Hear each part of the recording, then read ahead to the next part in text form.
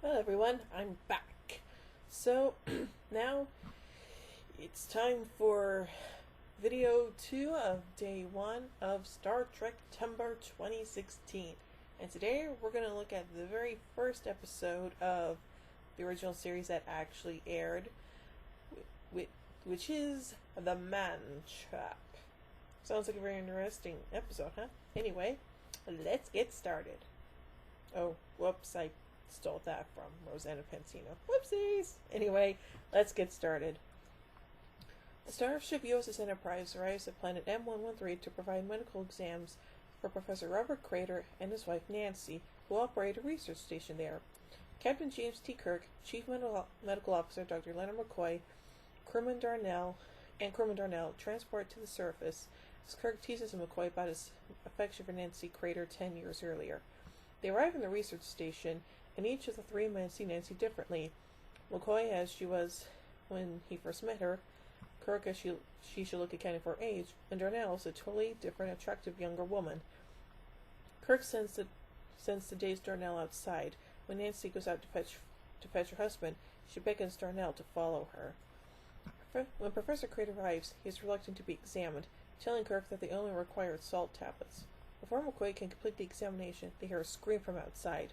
They find Darnell dead, with the red relay mottling on his face and a plant visible in his mouth. Nancy says that she was unable to stop Darnell from tasting the plant. On board Enterprise, Spock analyzes the plant. He confirms that it is poisonous, but the mottling is not a symptom. McCoy conducts a medical exam, and together with Spock, determines that Darnell died after all the salt was drained from his body.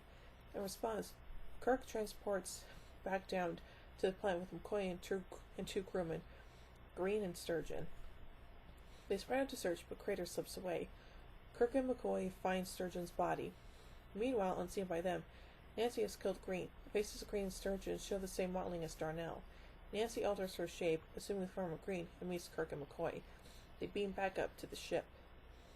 Green roams the corridors, first following yeoman Janice Rand, as she brings Lieutenant Karu Sulu his lunch with a salt shaker.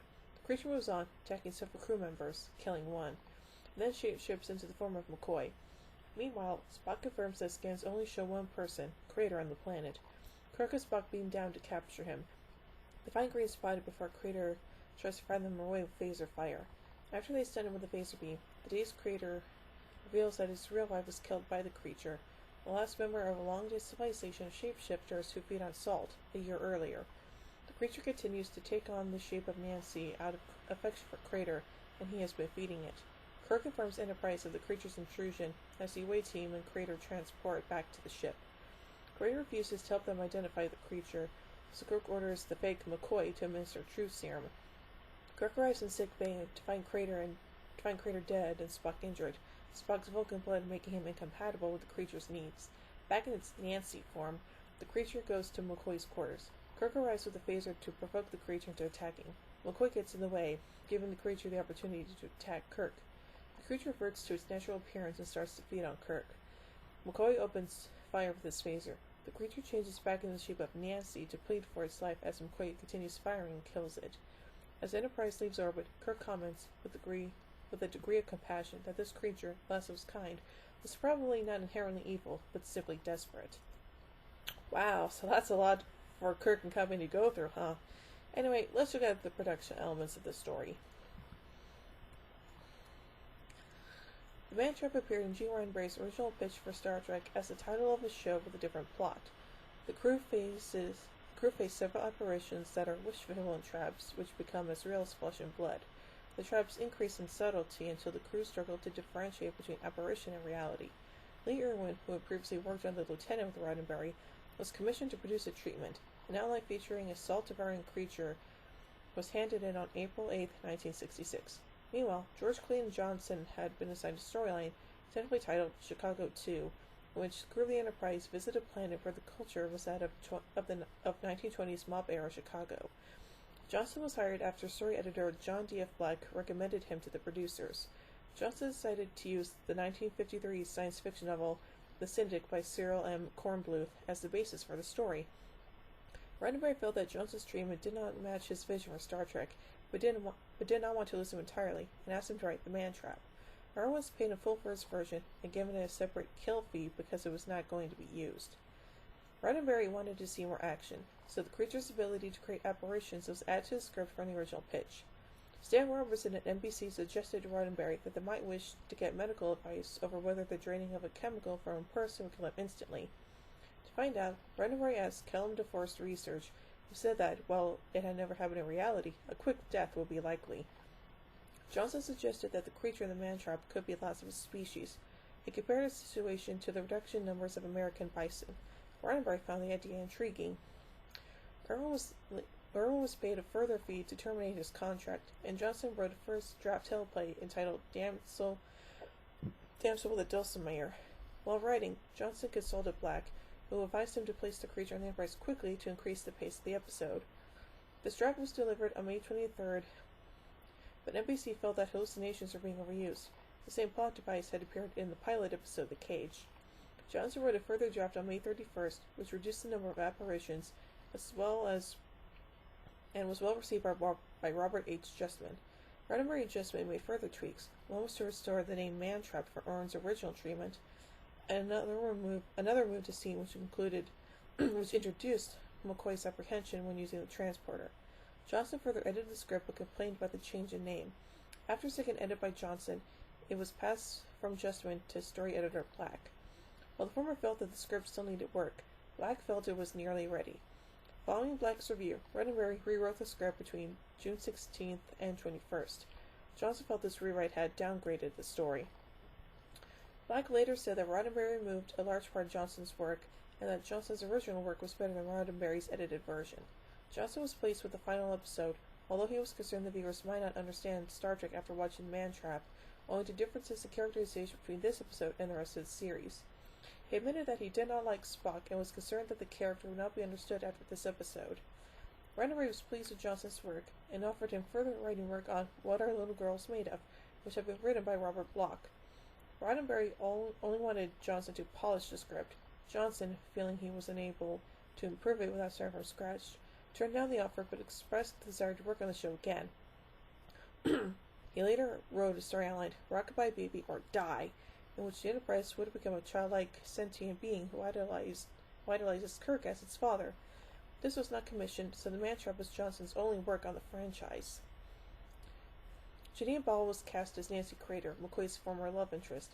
The actress had previously guest starred in Perry Mason and was one of the main performers in the sitcom Love and Marriage.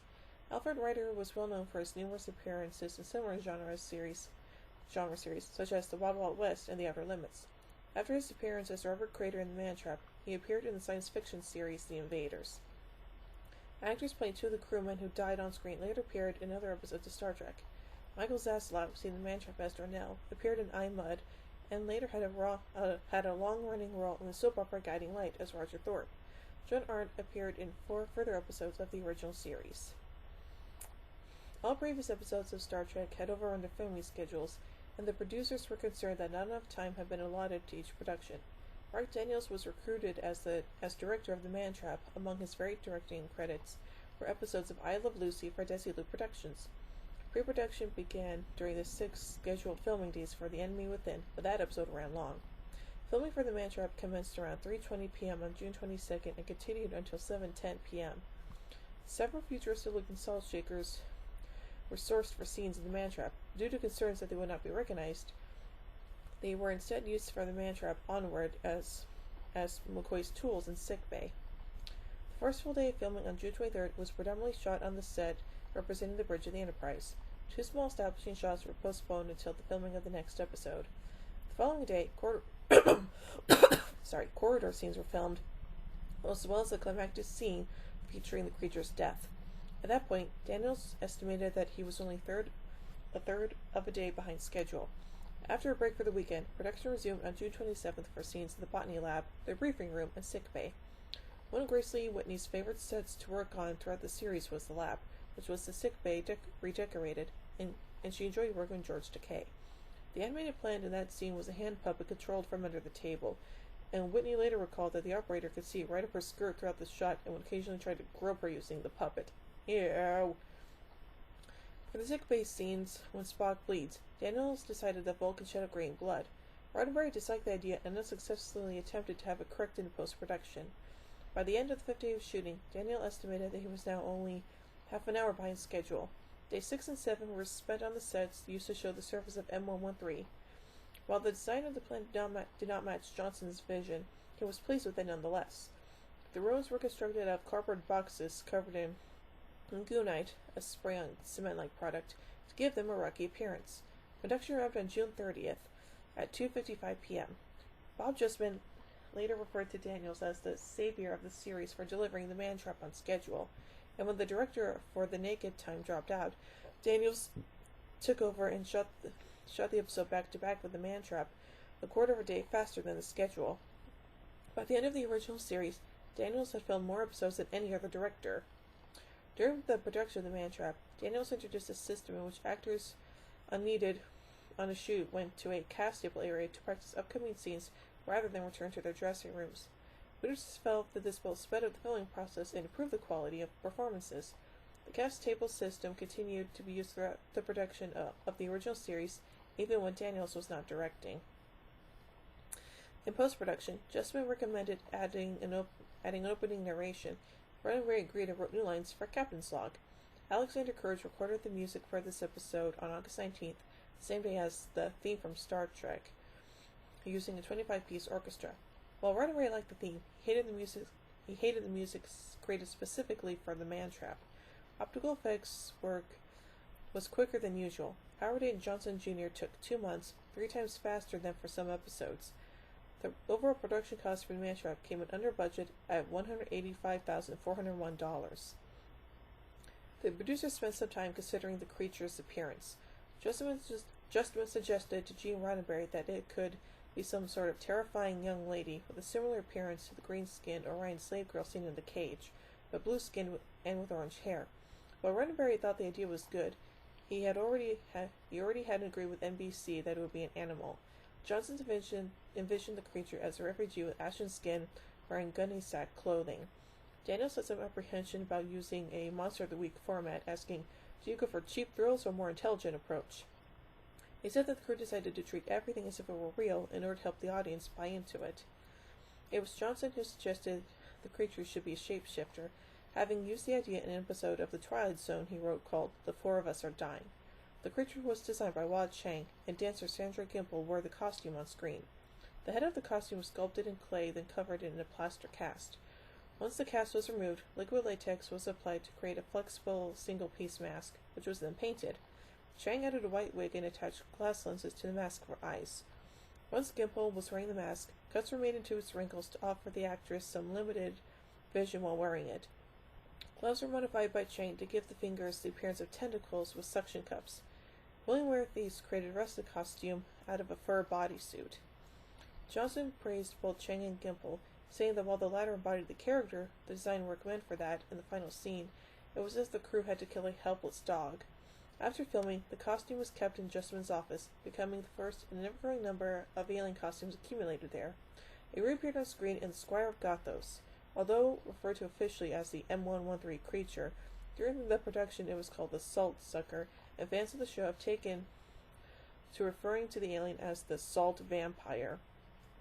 Don Lanning was part of the team working on the creature effects for the 2009 film Star Trek. He was the key sculptor for the production, and personally revamped some of the aliens from the original series, including the Salt Vampire seen in the man trap.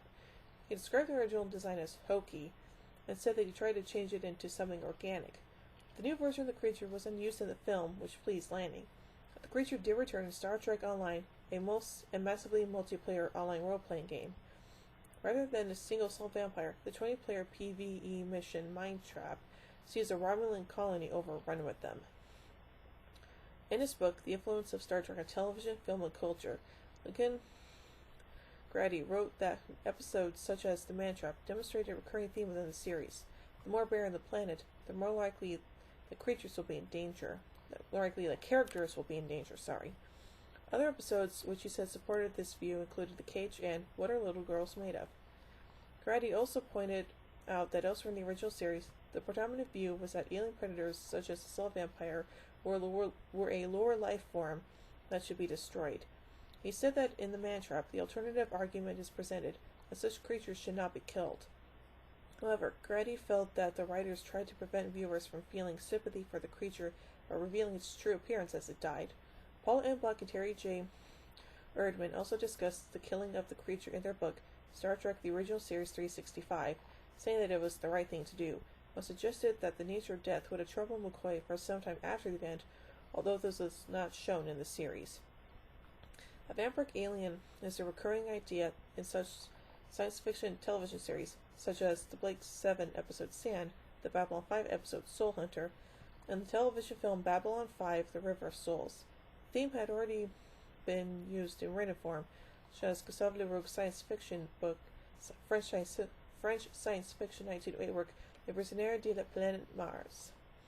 Buck and Ederman also discussed in the part of the episode where Spock is in charge on the bridge and Uhura begins to flirt with him, calling it a quintessential scene of the series due to the characters' sexual interest in each other.